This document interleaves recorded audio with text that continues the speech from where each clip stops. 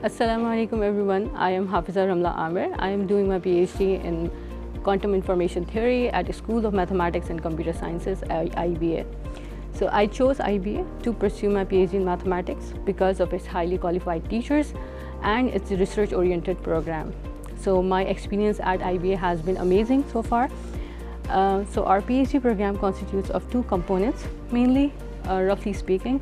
So the first, we have to do coursework. Coursework actually helps us develop a deep understanding of the research area that we are interested in.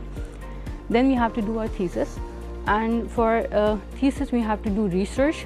And we have excellent faculty members at IBA who helps us develop a thought process to identify new research problems and to contribute new results to the field.